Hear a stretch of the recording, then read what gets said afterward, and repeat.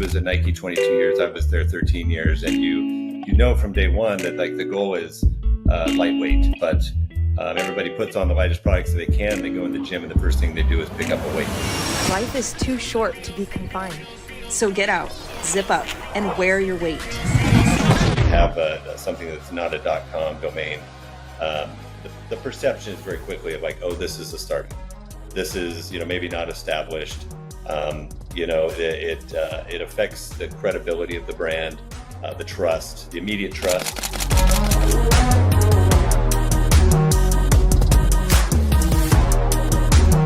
It came from an experience of doing a workout that's known as the Murph. And he had done it with a weighted vest. And it was a really, really bad experience. But there was something about this idea of adding weight to your body. And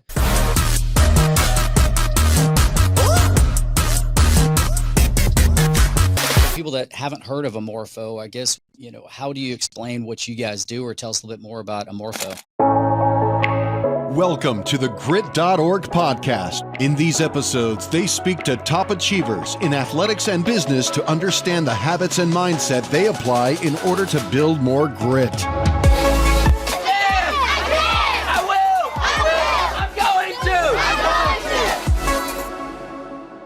Welcome to the Grit.org podcast. I'm Brian Harbin here with Grit Brokerage today and the Nitty Gritty. So we're super excited about getting to interview Brandon Burroughs with Omorpho.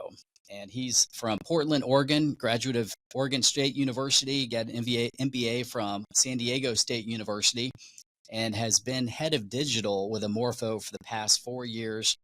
Previous to that, worked with Nike for about 13 years, and they're head of product and experience on the digital side. And so today we really wanted to kind of unpack working with them on helping acquire Omorpho.com. So, and Maureen's here to co-host with us today as well. So Brandon, welcome to the show today. Yeah, Brian, thanks so much. Happy to be here. Yeah. So, first off, for people that haven't heard of Omorpho, I guess, how do you explain what you guys do, or tell us a little bit more about Omorpho?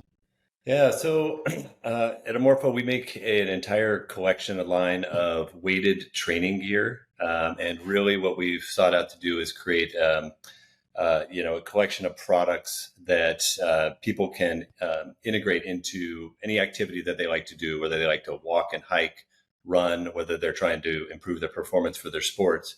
And by adding a little bit of weight that's naturally distributed around your body, you're able to challenge your muscles a little bit more, build up strength, endurance, toning, and actually burn more calories without changing anything but what you wear.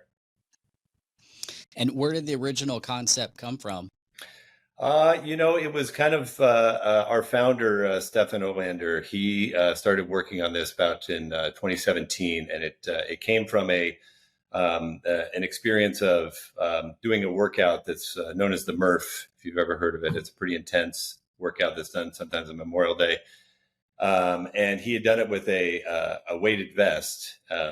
And it was a really, really bad experience. But there was something about this idea of adding weight to your body. And being at Nike, he was at Nike 22 years. I was there 13 years. And you know from day one that like the goal is lightweight. It's like the lightest shoe, the lightest shirt, the lightest shorts. But everybody puts on the lightest products that they can. They go in the gym and the first thing they do is pick up a weight.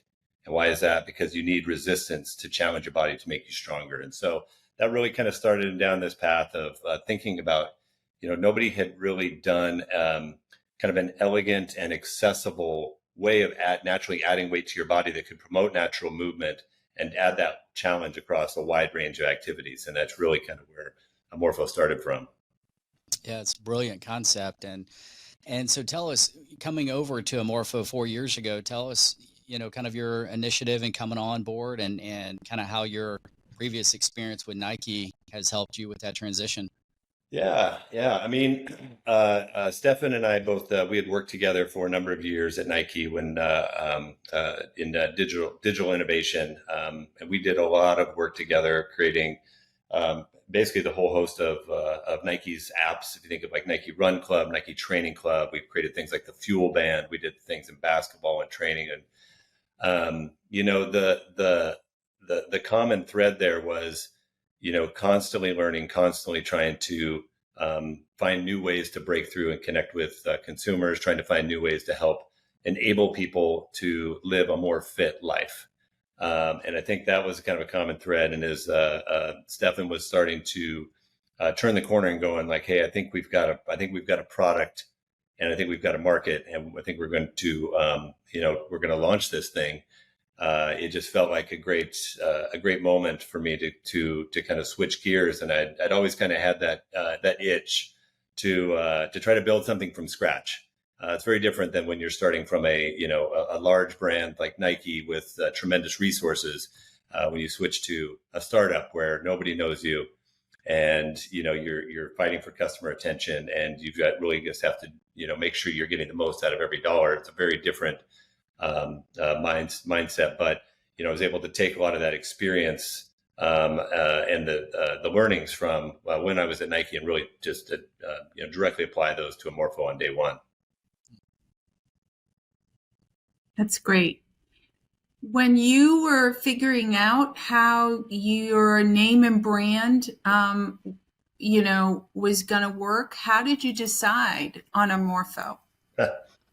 So our founder he's half Swedish, half Greek, and the name Omorpho actually comes from the Greek, is a Greek word that means beautiful, and we really liked the it's kind of a play on words, but the idea of morph being changed, so morph is the root, and then omorpho meaning beautiful really kind of points towards our prioritizing the aesthetic and the look and the quality and the way it makes somebody feel with our products. We weren't going to make just another clumsy, weighted product. It was like it has to be beautiful first and then functional second. So that's kind of where the name comes from.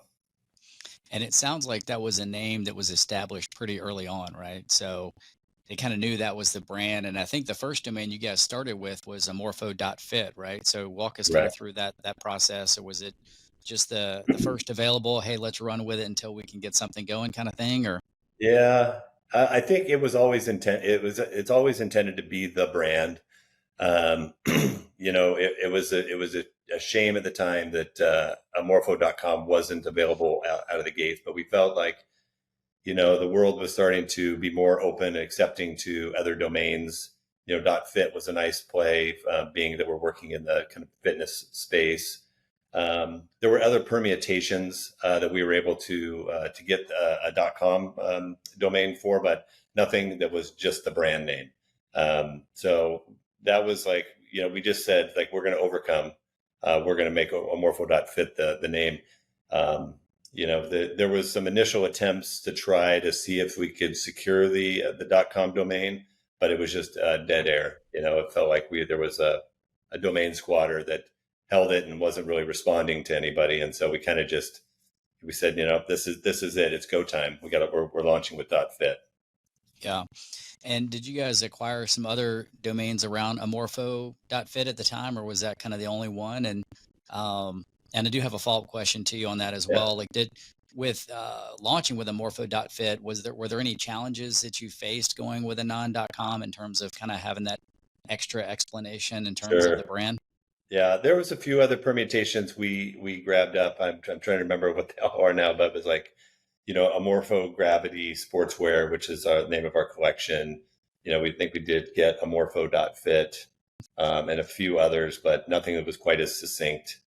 And we still retain those. As far as challenges with the .fit domain,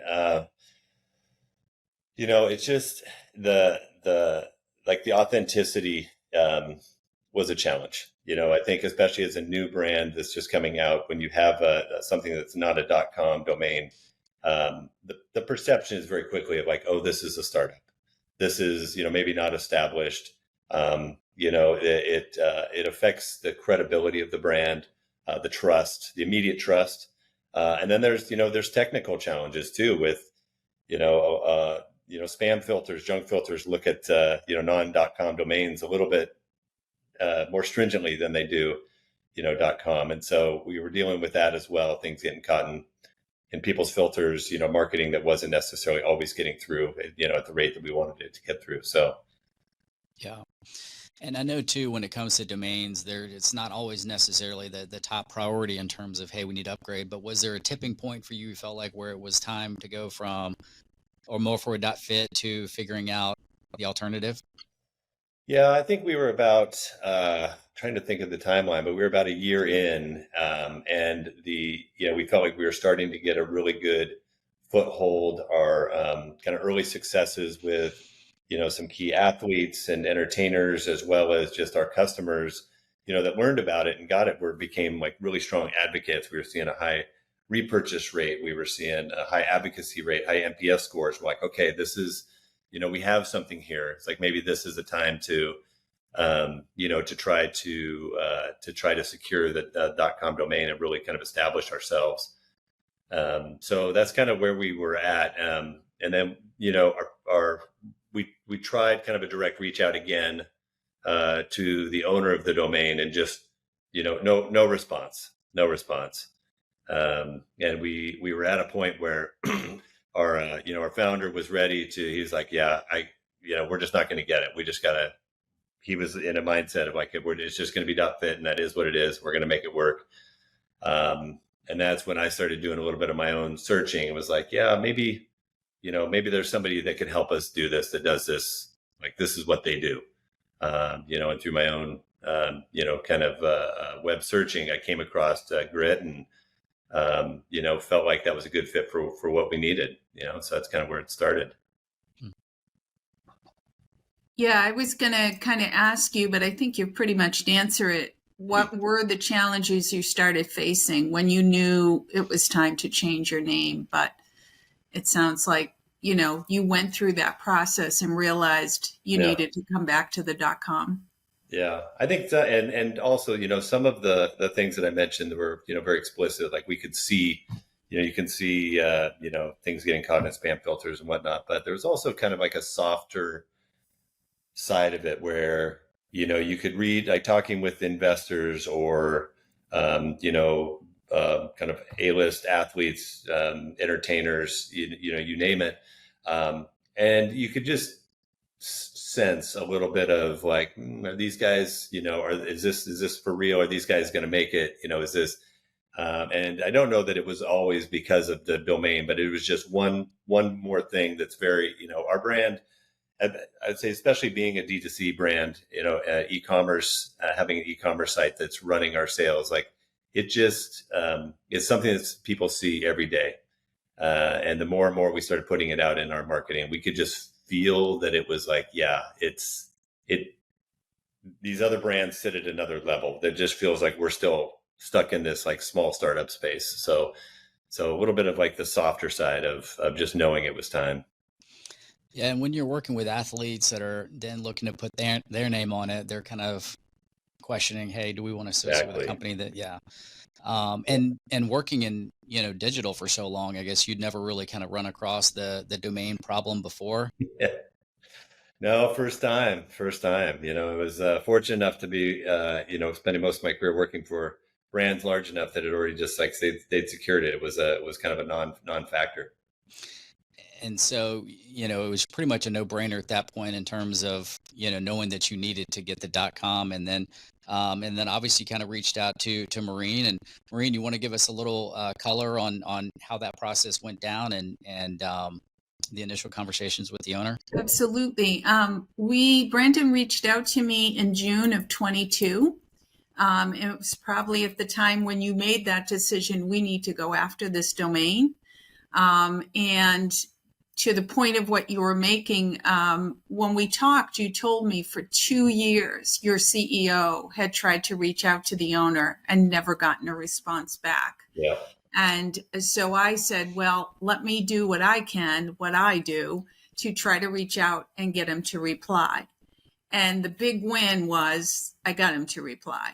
And we had gone in at a specific offer level to get him to reply back. And his price was definitely way more than the original budget. But what I ended up doing was spending 2 months just going back and digging in and chipping away and telling him to let it go. and that it was a very unique domain, and that I remember he was very tunneled about knowing who was going to own it. And we don't talk about that. I mean, that's not what we do. But I kept telling him it would be going to a very good home and that it would go to a live site. And finally, I got him to kind of let go of that focus, and he came down to a level that was pretty close to Brandon's budget. And so, I got it down in half in price, and then we came to agreement, and then Brian worked his magic getting escrow done, I think in 2-3 days max, and got you the domain. Yeah, and I think in there too, there was a phase where I think he had we had been willing to walk away, and I think that helped us at least get it at the price that we were comfortable with. But I think we weren't playing just like hardball. We were just like, the first price was like, it was a non-starter. And Right. We've just got it. So we in our mind, we had shut it down. And it wasn't until, a couple months later that, Maureen came back to us and was like, hey, I got some news. It was just such a pleasant surprise. Like, she never stopped, even though, we had kind of we had mentally moved on. But Maureen just kept chipping away. Yeah. And I'm curious too, Brandon, just the internal conversations, because with what we do with domains, I mean, we never end up getting a price on a domain and then the buyer's like, oh, that's a great deal. It's super cheap. Let's go for it. There's always sticker shock involved, right? So, walk us through some of those internal conversations. Is it really just the fact that it's like, okay, to use all this money, we're going to have to sacrifice X, Y, Z in marketing? Oh, yeah. It's just, you're having to cut budgets or borrow money from somewhere else. It's an unexpected expense, obviously, right? So, yeah. I mean, you're spot on. I think it was, it's not something that you put it in a budget. And fortunately, being such a young startup, our budgets are a little bit more fluid, for us to be able to move things around. But it's like we had secured our product. We were really putting all of our energy into marketing. And so really it was a marketing trade-off conversation. And for us, it was just one that was like, yeah, we need to bite the bullet and do it now, because it's only going to get more expensive in the future. And we know that it's a critical, kind of like foundational building block of this brand. So. Exactly. And, one of the things too, is sometimes it's hard to put an actual dollar amount on what is the credibility look like, right, in terms of a cost, and how can you justify that? And so once you had the domain, were there any kind of immediate effects and benefits that you saw from having it and upgrading? Yeah, I mean, I think there was like an immediate, lift in just the kind of the credibility and the perception of the brand, for sure. We did have to deal a little bit with, the from an SEO standpoint, we'd built up, an authority score and built up some momentum behind our .fit domain.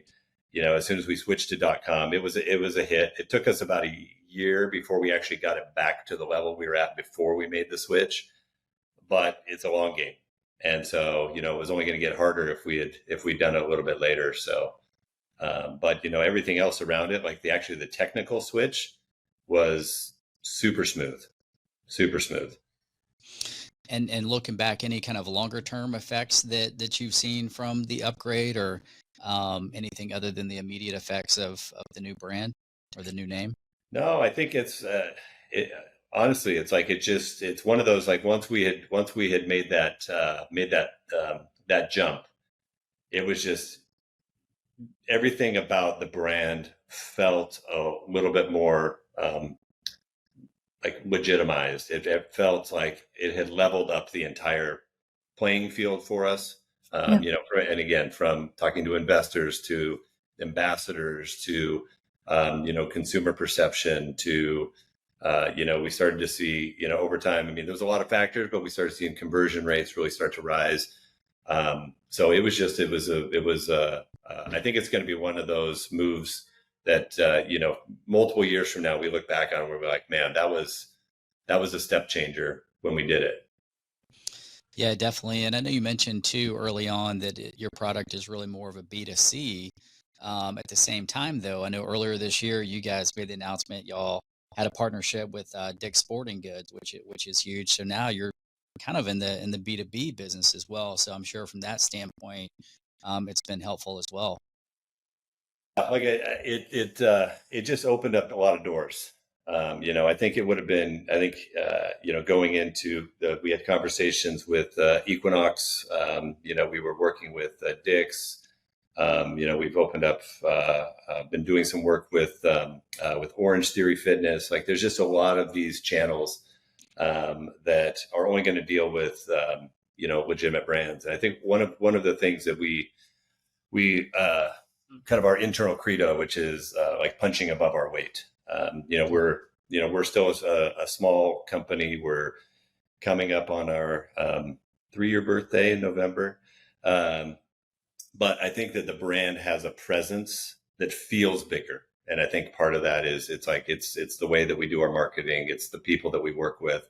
Yes. And the .com is a critical part of just establishing the brand. Yeah. And I've always, go ahead, Maureen, what were you going to say? No, go ahead. I always felt like from an internal standpoint, the team can really rally around, there's a lot of excitement that goes from going Omorpho.fit to Omorpho.com. There's kind of this, I feel like there's a team atmosphere. Recently we'd helped, a company, Baldwin Risk Partners, upgrade to Baldwin.com. And when you see, people with the emails and, there's some kind of some internal juice that comes from that as well, I think. Yeah. It